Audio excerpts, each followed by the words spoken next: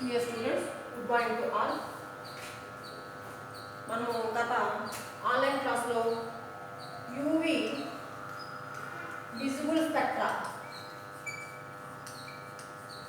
సంబంధించి దాని థియరీలో కొంత భాగాన్ని మనం చెప్పుకోవడం జరిగింది. ఈరోజు దానికి కంటిన్యూషన్ మనం నేర్చుకుందాం. ముఖ్యంగా ఏంటంటే యూవి మరియు విజిబుల్ స్పెక్ట్రాలో ఈ 2000 నుంచి 8000 యాంగిస్టన్స్ మధ్య ఉండేటువంటి ప్రాంతాన్ని, ఈ తరంగదైర్ఘ్య మధ్యలో ఉండేటువంటి ప్రాంతాలంతటినీ కూడా మనం యూవి విజిబుల్ రీజియన్ అని చెప్పేసి పిలుస్తాం. ఇందులో 2000 నుంచి 4000 అంటే సుమారుగా 3800 వరకు వస్తుంది రాక ఇంతవరకు ఉండేటువంటి దాన్ని యూవి ప్రాంతం అంటాము. ఈ 3800 నుంచి 8000 యాంగిస్టన్స్ మధ్య ఉండేటువంటి ప్రాంతాన్ని విజిబుల్ ప్రాంతము, దృశ్య ప్రాంతం అని చెప్పేసి పిలుస్తాం అన్నమాట. అంటే ఈ 2000 నుంచి 8000 యాంగిస్టన్స్ మధ్య ఉండేటువంటి మొత్తం ఈ తరంగదైర్ఘ్య ప్రాంతం అంతటినీ కూడా యూవి విజిబుల్ ప్రాంతం అని చెప్పేసి పిలుస్తున్నాం. దీన్ని నానోమీటర్లో చెప్పినప్పుడు 200 నుంచి 800 నానోమీటర్స్ మధ్య ఉండేటువంటి ప్రాంతం ఏంటంటే ఈ యూవి విజిబుల్ ప్రాంతంలోకి వస్తుందన్నమాట.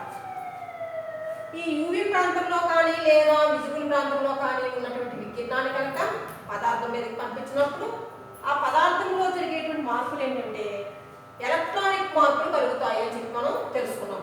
ఎందుకంటే ఈ యూవి మరియు విజిబుల్ ప్రాంతంలో ఉండేటువంటి వికిరణానికి సంబంధించి శక్తి కాస్త ఎక్కువగా ఉండడం వల్ల ఈ అధిక శక్తిని శోషించుకున్నప్పుడు పదార్థంలో ఉండేటువంటి ఎలక్ట్రాన్లు ఏవైతే ఉన్నాయో ఆ ఎలక్ట్రాన్లు ఏంటంటే తక్కువ శక్తి స్థాయి నుంచి అధిక శక్తి స్థాయికి ఉత్తేజితం చెంది ఎలక్ట్రానిక్ మార్పులు అనేటువంటివి కలుగుతాయి.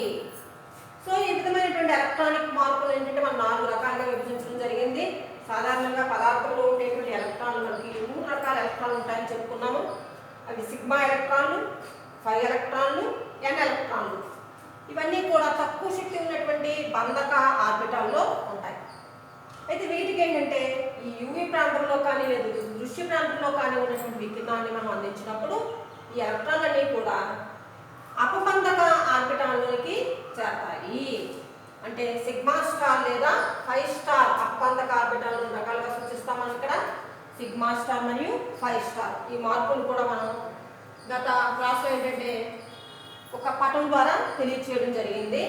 ఇందులో సిగ్మా ఎలక్ట్రాన్ల శక్తి ఇక్కడ ఉంటే కనుక 5 ఎలక్ట్రాన్లు, ఎన్ ఎలక్ట్రాన్లు, 5 స్టార్, సిగ్మా స్టార్ ఇలా సూచించడం జరిగింది. ఈ విధంగా ఉండేటువంటి మార్పులు సిగ్మా నుంచి సిగ్మా స్టార్కి వచ్చేటువంటి మార్పుకి ఎక్కువ శక్తి అవసరం కాబట్టి తరంగదైర్ఘ్యం తక్కువగా ఉండేటువంటి ప్రాంత వికిరణాన్ని శోషించుకుంటే సరిపోతుంది. 5 to 5 star, N to 5 star 2 మార్పులకి శక్తి పేదం ఏంటంటే బాగా తక్కువగా ఉండడం వల్ల అధిక తరంగదైర్ఘ్యం ఉండేటువంటి ఈ సామీప్య యూవి మరియు దృశ్య ప్రాంత వికిరణాన్ని శోషించుకున్నప్పుడు ఈ రకమైనటువంటి మార్పులు కలుగుతాయి అని చెప్పుకున్నాం. మనకు ముఖ్యంగా ఏంటంటే ఈ సిగ్మా నుంచి సిగ్మా స్టార్ కానీ ఎన్ నుంచి సిగ్మా స్టార్ కానీ 2 మార్పులు దూరాతి లోతు ప్రాంత వికిరణాన్ని శోషించుకున్నప్పుడు కలుగుతాయి. కనుక వీటి అధ్యయనం మనకి ఇక్కడ అవసరం లేదు. ముఖ్యంగా ఈ వికిరణానికి అంటే ఈ వర్ణపటానికి అవసరమైనటువంటి ఎలక్ట్రానిక్ మార్పులు ముఖ్యంగా ఏంటంటే 5 to 5 స్టార్ మరియు ఎన్ టు 5 స్టార్ మార్పులు. ఈ 2 రకాలైనటువంటి మార్పులు మనకి ఈ వర్ణపట అధ్యయనంలో ఎక్కువగా మనం చూస్తూ ఉంటాం అన్నమాట. సో ఈ వర్ణపటంలో ముఖ్యంగా ఏంటంటే మనకి ఇక్కడ ఈ యూవి లేదా దృశ్య ప్రాంత వికిరణానికి అవసరమైనటువంటి గ్రూప్ ఏదైతే ఉందో పదార్థంలో అంటే ఈ 5 to 5 స్టార్ మార్పు కానీ లేక ఎన్ టు 5 స్టార్ మార్పు కానీ కలిగి తద్వారా ఈ ప్రాంతంలో వర్ణపటాన్ని ఏర్పరిచేటువంటి గ్రూప్ ఏదైతే ఉందో ఆ గ్రూప్ని ఇక్కడ మనం క్రోమోఫోర్ అని పిలుస్తాం. క్రోమోఫోర్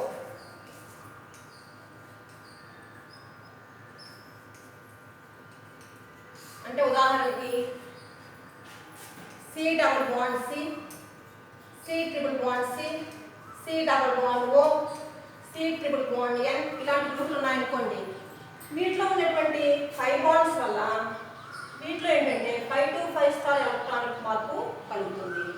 లేదా ఉదాహరణకు C triple bond N, C double bond O అయితే కనుక N to 5 స్టార్ మార్పు కూడా కలుగుతుంది. ఎందుకంటే వీటిలో విజాతీయ పరమాణువుపై ఈ ఈ బంధగతము కాని ఎలక్ట్రాన్ జంట కూడా ఉండడం వల్ల N2 మార్పు కూడా దీనిలో కలుగుతుంది. సో ఈ విధంగా ఈ గ్రూపులు ఉన్నప్పుడు ఈ 5 కానీ లేక N2 కానీ ఎలక్ట్రానిక్ మార్పు జరిగి తద్వారా మనకి యూవీ విజిబుల్ స్పెక్ట్రాన్ని ఏర్పరచగలుగుతున్నాయి. కాబట్టి ఆ శోషణకి కారణమైనటువంటి గ్రూపులు మనం ఏమిపిస్తున్నాం అంటే క్రోమోఫోర్ అని చెప్పి పిలుస్తున్నాం అన్నమాట. అంటే క్రోమోఫోర్ ఉన్నటువంటి గ్రూపులకు ఉదాహరణగా ఎసిటిలీను లేకపోతే బెంజీను, నైట్రోబెంజీను ఇలాంటివన్నీ కూడా క్రోమోఫోర్ ఉన్నటువంటి గ్రూపులకి ఉదాహరణగా తీసుకోవచ్చు. అది ఇంకొకటి ఏంటంటే ఆక్సోక్రోమ్.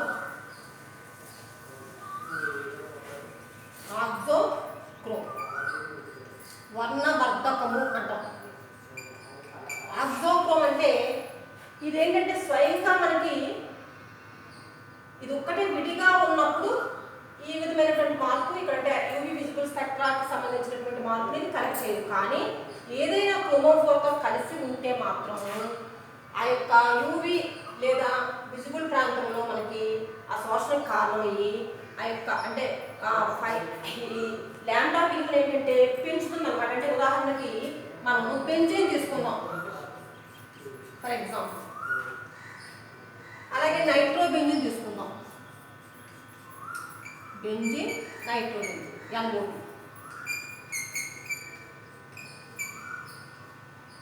ఇలా సో బెంజీన్లో 3 డబుల్ బాండ్స్ కాంజుగేషన్లో ఉన్నాయి ఇక్కడ. సో ఇదేంటి క్రోమోఫోర్కి ఉదాహరణ అవుతుంది. ఇక్కడ నైట్రోబెంజీన్లో ఏంటంటే బెంజీన్ రింగ్కి పైన NO2 గ్రూప్. అంటే ఇదేంటంటే ఇక్కడ మనకి ఎలక్ట్రాన్ జంటలు ఉన్నటువంటి గ్రూపులు ఉన్నాయి. ఈ ఎలక్ట్రాన్ జంటలు ఉన్నటువంటి గ్రూపులు అంటే N2 కలిగించేటువంటి గ్రూపులు ఉండడం వల్ల ఇప్పుడు బెంజీన్లో ఉదాహరణకి 255 నానోమీటర్స్ తరంగదైర్ఘ్యం మధ్య శోషించుకున్నాయి అనుకోండి.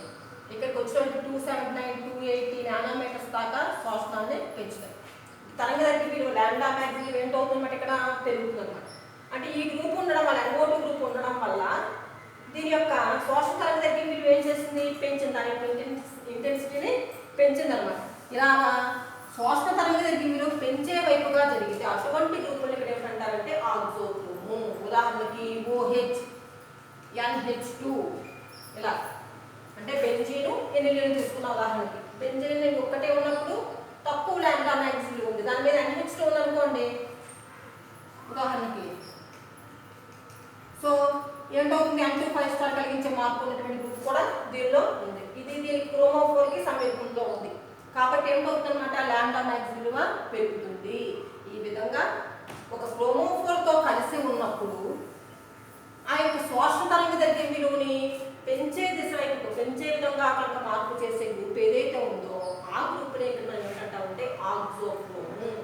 అంటే ఉదాహరణ ఇది ఒక్కటి విడిగా ఉన్నప్పుడు ఇది శోషణ తరంగదైర్ఘ్య విలువలో ఏమి మార్పు చేయదు. కానీ క్రోమోఫోర్తో కలిసి ఉన్నప్పుడు మాత్రం ఏం చేస్తుందంటే ఈ తరంగదైర్ఘ్య విలువని పెంచే విధంగా ఇది మార్పు చేస్తుంది. ఇటువంటి గ్రూపులు ఏమనిపిస్తామంటే ఆక్సోక్రోము అని చెప్పారు. ఈ శోషణ తరంగదైర్ఘ్య విలువల్లో కానీ లేక శక్తి విలువల్లో కానీ మార్పు వచ్చేటువంటి విధానం ఏదైతే ఉందో దానికి ముఖ్యంగా మనం ఇక్కడ 4 రకాల ప్రభావాలుగా దీన్ని చెప్పడం జరుగుతుంది. అందులో మొట్టమొదటిది ఏంటంటే బ్యాథోక్రోమిక్ షిఫ్ట్. అంటే బ్యాథోక్రోమిక్ షిఫ్ట్ అంటే ఏంటంటే మనకి శోషణ తరంగదైర్ఘ్యం విలువ పెరిగే వైపు కనుక జరిగితే, అంటే ఉదాహరణ ఇప్పుడే చెప్పుకున్నాం మనం, ఏదో OH గ్రూపు C�తో అంటే క్రోమోఫోర్తో కలిసి ఉంది, సమీపంలో ఉంది. ఏమైంది, దీని యొక్క శోషణ తరంగదైర్ఘ్య విలువను ఏమిటైంది, పెంచే విధంగా మార్పు చేసింది. అంటే ఆక్సోక్రోమ్ వలన ఆ సమ్మేళనం యొక్క శోషణ తరంగదైర్ఘ్య విలువ ఏమిటైందంటే పెరిగింది, ఇంక్రీజ్ అయింది. సో ఇలా శోషణ తరంగదైర్ఘ్య విలువ పెరిగే వైపుగా జరిగితే దాన్నే మనం ఏమిటంటామంటే బ్యాథోక్రోమిక్ ప్రభావము. దీన్నే రెడ్ షిఫ్ట్ అని కూడా అంటారు. అరుణ ప్రభావము, రెడ్ షిఫ్ట్ అంటే మనకి శోషణ తరంగదైర్ఘ్య విలువ పెరిగే వైపుగా ప్రభావం కనిపించడం. ఏదైనా ఒక ద్రావణి ప్రభావం వల్ల కానీ లేక ఆక్సోక్రోమ్ ప్రభావం వల్ల కానీ శోషణ తరంగదైర్ఘ్య విలువ పెరిగితే దాన్నే బ్యాథోక్రోమిక్ షిఫ్ట్ లేదా రెడ్ షిఫ్ట్ అంటాం. రెండవది హిప్సోక్రోమిక్ షిఫ్ట్, బ్లూ షిఫ్ట్ అంటాం దీన్ని, నీలి ప్రభావం. హిప్సోక్రోమిక్ షిఫ్ట్ అంటే ఏదైనా ఒక ద్రావణి ప్రభావం వల్ల కానీ లేక ఆక్సోక్రోమి యొక్క ప్రభావం వల్ల కానీ, అంటే ఏదైనా గ్రూపును తొలగించడం వల్ల కానీ, సరే ఏదైనా గ్రూపుని తొలగించడం వల్ల కానీ మార్పు చేయడం ద్వారా కానీ దాని శాశ్వత తరంగదైర్ఘ్యం తగ్గే వైపుగా జరిగితే దాన్ని హిప్సోక్రోమిక్ ప్రభావం లేక బ్లూ షిఫ్ట్ అని చెప్పి పిలుస్తాం. అంటే ఉదాహరణ ఫర్ ఎగ్జాంపుల్ ఎనిలీన్ ఉంది, ఎనిలీన్ బెంజీన్ అంటే NH2, ఇది 280 నానోమీటర్స్ తరంగదైర్ఘ్యాన్ని కలిగి ఉంటుంది. ఎనిలీన్ని ఎసిడిక్ మీడియాలో చర్చించినప్పుడు NH2 గ్రూప్ కాస్త NH3+ గా మారుతుంది.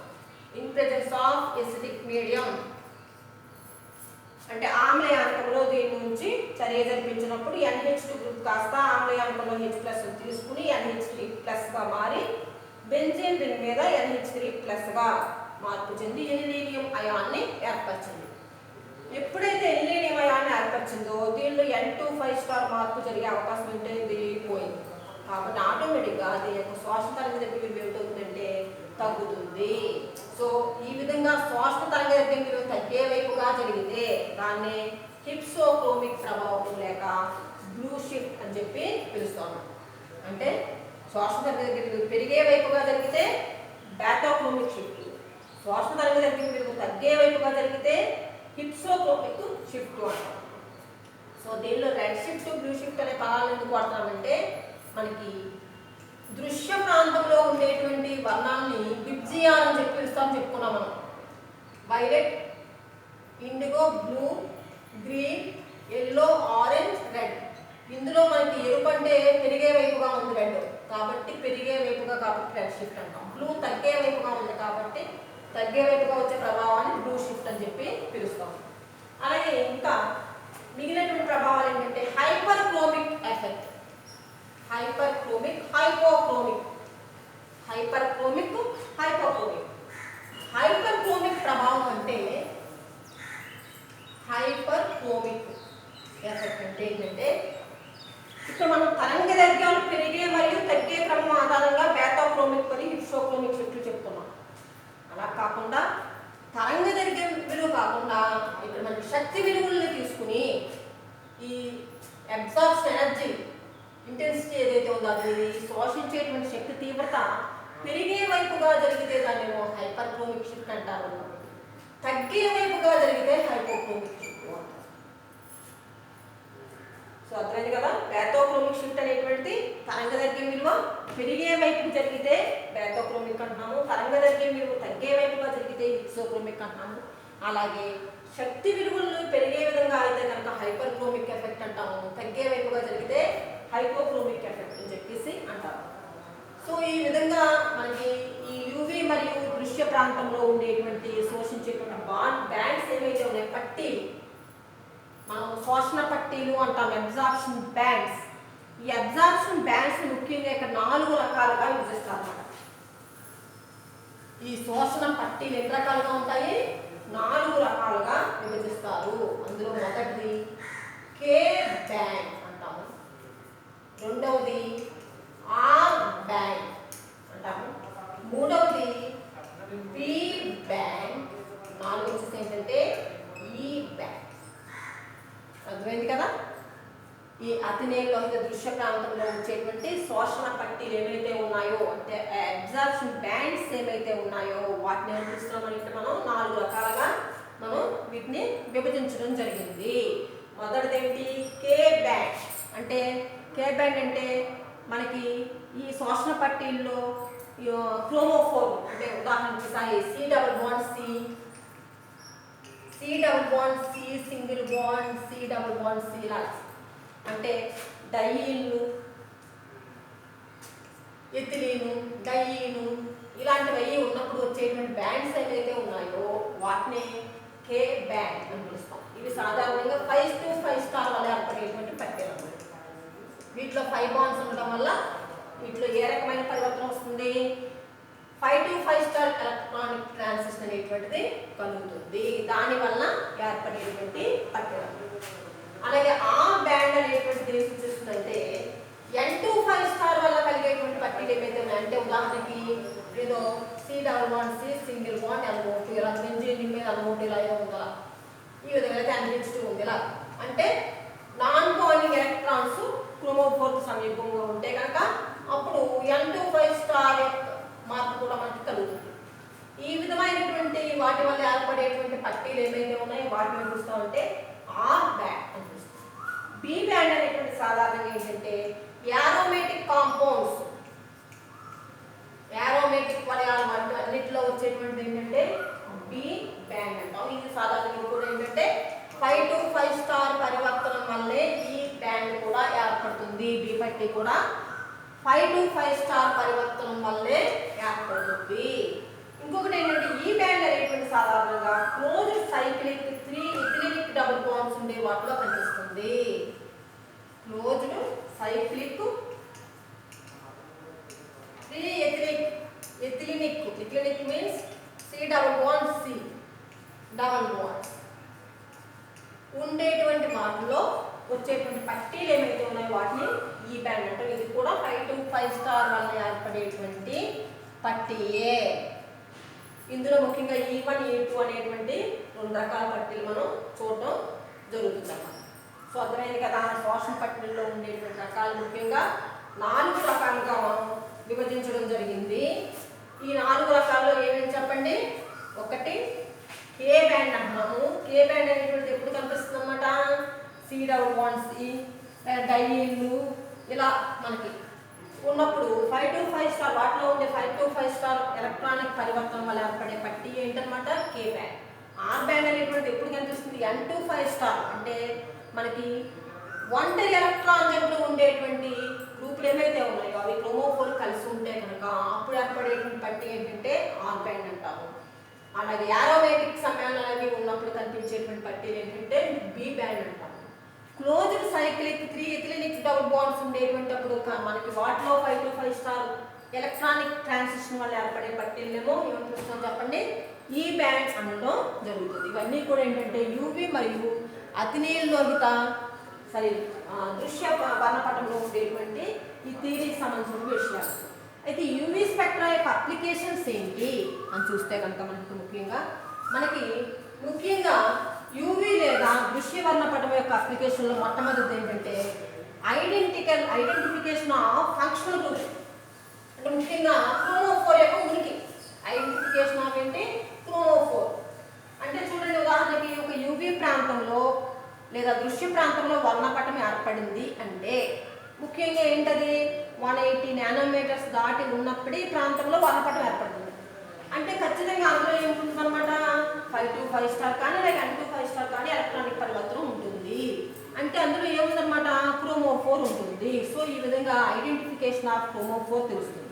అలాగే ఎక్స్టెన్షన్ ఆఫ్ కాంజుగేషన్ సంయుగ్మ యొక్క విస్తృతి. అంటే సంయుగ్మ విస్తృతి తెలుసుకోవచ్చు ఇక్కడ ఎలా అంటే ఉదాహరణకి ఎథిలీన్ ఉంది C డబుల్ బాండ్ C ఇది 171 నానోమీటర్స్ లాంబ్డా మ్యాక్సిమం కలిగి ఉంది. 13 బ్యూటాడైన్ తీసుకున్నాం అనుకోండి 217 నానోమీటర్స్.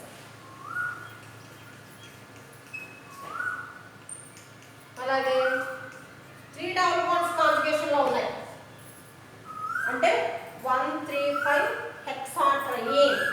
ఇది ఎథిలీన్ ఒక డబుల్ బాండ్ ఉంది, ఇది 2 డబుల్ బాండ్స్ ఉన్నాయి, ఇవి 3 డబుల్ బాండ్స్ కాంజుగేషన్ లో ఉన్నాయి 254 నానోమీటర్స్.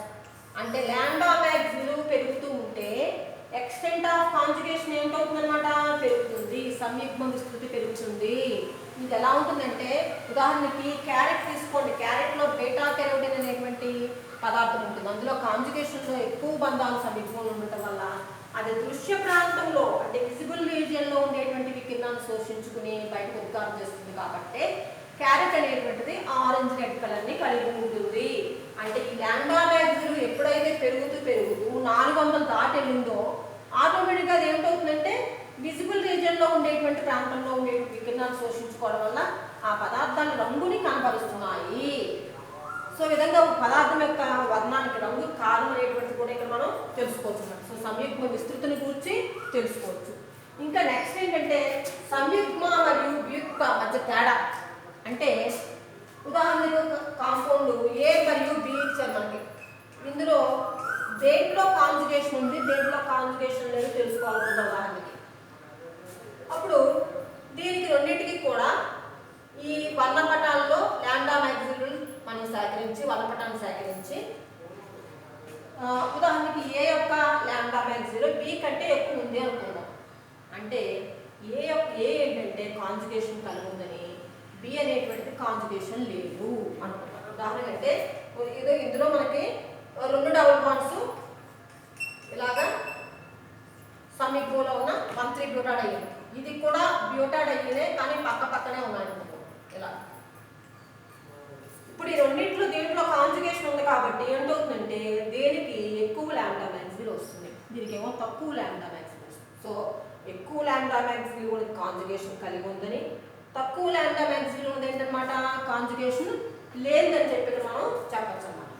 ఎందుకంటే కాంజుగేషన్ వల్ల మనకి లాంబ్డా మ్యాక్స్కి కాంజుగేషన్కి సంబంధం ఎలా ఉంటుందంటే, ఇప్పుడు ఏదైనా ఒక పదార్థంలో కాంజుగేషన్ పెరిగే కొద్ది లాంబ్డా మ్యాక్సిమం పెరుగుతుంది అని చెప్పుకున్నాం అనమాట. ఈ కాంజుగేషన్ పెరుగుతూ ఉంటే అపబంధక 5 స్టార్ ఆర్బిటాల్ యొక్క శక్తి ఏమిటవుతుంది తగ్గుతూ వస్తుంది. అంటే ఉదాహరణ చూడండి 5 to 5 స్టార్ మామూలుగా ఇలా ఉండుకుందాం. కాంజుగేషన్ బంధాలు ఎక్కువయ్యే కొద్ది 5 స్టార్ యొక్క శక్తి ఏంటవుతుంది ఇంకా కిందకు వస్తుంది తక్కువగా కిందకి. సో ఏంటవుతుంది 5 to 5 స్టార్ మార్పు ఏమిటవుతుంది తక్కువ శక్తి సరిపోతుంది. అంటే తరంగదైర్ఘ్యం ఏంటవుతుంది పెరుగుతుంది. అంటే అస్థానీకృత బంధాలు అంటే అస్థానీకృతం అంటే అర్థం ఏంటి ఇక్కడ మనకి కాంజుగేషన్ వల్ల బంధాలు ఒక చోటే మనకి స్థానీకృతంగా ఉండవు, లోకల్గా ఉండవు, లోకలైజేషన్లో జరగవు. నాన్ లోకలైజ్డ్ బాండ్స్ అంటాం. 1,3 బ్యూటాడిన్ తీసుకుందాం. దీనికి రెజొనెన్స్ ఫార్మ్ ఎలా వస్తుంది మనకి ఈ బాండ్ ఇటు షిఫ్ట్ అవుతుంది, ఇది ఎలా షిఫ్ట్ అవుతుంది. So C single bond C plus double bond C single bond minus R ఇలా. సో ఈ రెండు రెజొనెన్స్ రూపాలని పరిశీలించినప్పుడు డబుల్ బాండ్స్ ఎక్కడ కూడా మనకి ఒక చోటే ఇలా మనకి స్టేబుల్గా లేవు. ఏమిటైంది ఇటు నుంచి షిఫ్ట్ అయ్యి డీలోకలైజేషన్ జరిగింది. ఇలా డీలోకలైజేషన్ వల్ల మనకి ఏంటవుతుందంటే అస్థానికత ఉంటుంది. దీన్ని అస్థానికత బంధాలు అంటాం. ఒక చోట స్థిరంగా ఉండకపోవడం. ఇలా ఉండడం వల్ల ఎప్పుడైతే మన కాంజుగేషన్ వల్ల ఇలాంటి మనకి అస్థానికత బంధాలు ఏర్పడినాయో డీలోకలైజేషన్ జరిగిందో ఆటోమేటిక్గా 5 స్టార్ అపబంధక ఆర్బిటాల్ యొక్క శక్తి ఏంటవుతుందన్నమాట తగ్గుతుందన్నమాట. సో ఎప్పుడైతే 5 స్టార్ అపబంధక ఆర్బిటాల్ శక్తి తగ్గిందో 5 నుంచి 5 స్టార్కి మార్పు ఏంటవుతుంది తక్కువ శక్తి సరిపోతుంది. అంటే తరంగదైర్ఘ్యం ఏంటవుతుందంటే పెరుగుతూ వస్తుంది. అందుకనే సంయుగ్మం పెరిగే కొద్ది లాంబ్డా మ్యాక్సిమం ఏంటవుతుంది పెరిగే వైపుగా మనకి వస్తుందన్నమాట. సో ఇది ఒకటి. అలాగే సంయుగ్మ వియుక్త మధ్య తేడా తెలుసుకోవచ్చు. అలాగే ఐడెంటిఫికేషన్ ఆఫ్ అన్నోన్ కాంపౌండ్ అంటే ఒక ప్రమాణ సమ్మేళనం ఏ మరియు బి రెండు ఇచ్చారు. సో బి అనేటువంటి అన్నోన్ నాకు తెలియదు. ఈ అన్నోన్ యొక్క స్ట్రక్చర్ తెలుసుకోవడానికి ప్రమాణ దానితో పోల్చి రిఫరెన్స్ దానితో పోల్చి చూసి దీని యొక్క మనకి నిర్మాణం అనేటువంటిది తెలుసుకోవచ్చు అనమాట. అంటే అన్నోన్ కాంపౌండ్ని ఐడెంటిఫై చేయొచ్చు అనమాట. So identification of unknown compound. అలాగే సిస్ మరియు ట్రాన్స్ అంటే జామెట్రికల్ ఐసోమర్స్ అంటే జామితీయ సాదృశ్యాల గురించి తెలుసుకోవచ్చు. ఒక 2 సమ్మేళనాలు ఇచ్చారు ఏ మరియు బి. ఇందులో సిస్ ఏది ట్రాన్స్ ఏది అంటే ఎలా తెలుస్తుందంటే మనకి ట్రాన్స్ ఐసోమర్కు సిస్ ఐసోమర్ కన్నా లాంబ్డా మ్యాక్సిమం ఎక్కువ ఉంటుంది. సిస్ ట్రాన్స్ అంటే ఏంటి ఏదైనా ఒక డబుల్ బాండ్ సమ్మేళనంలో 2 ఒకే రకమైన గ్రూపులు ఒకే వైపులో ఉండి ఉన్నాయనుకోండి దాన్ని సిస్ అంటాము. అలా కాకుండా ఒకే రకమైన గ్రూపులు వ్యతిరేక దిశలో వ్యతిరేక వైపు ఉంటే కనుక దాన్ని ఏంటంటే ట్రాన్స్ అంటాం. సో ఇక్కడ ట్రాన్స్ ఐసోమర్కి లాంబ్డా మ్యాక్సిమం ఏంటంటే సిస్ ఐసోమర్ కన్నా ఎక్కువగా ఉంటుంది. అంచేత ఏ మరియు బి అనేటువంటి 2 కాంపౌండ్లు ఇచ్చి ఇందులో ఏది సిస్ ఏది ట్రాన్స్ అనేది తెలుసుకోవాలంటే కనుక దేనికి లాంబ్డా మ్యాక్సిమం ఎక్కువ ఉంటుంది రెండింటిలో అది ట్రాన్స్ ఐసోమర్ అవుతుంది. తక్కువ ఉండేది అంటే అవుతుందన్నమాట సిస్ ఐసోమర్ అవుతుంది.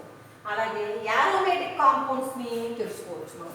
అలాగే విటమిన్ ఏ విటమిన్ కే వంటి ఈ స్ట్రక్చర్స్ విశ్లేషణ చేసే వాటి నిర్మాణాన్ని మనకి శోధించేటప్పుడు కూడా ఈ యూవి మరియు దృశ్య వర్ణపటం అనేటువంటిది ఉపయోగపడుతుంది. ఈ విధంగా యూవి మరియు దృశ్య వర్ణపట విభాగంలో ఉండేటువంటి ఈ ముఖ్య లక్షణాలది కూడా మనం ఈరోజు నేర్చుకోవడం జరిగింది.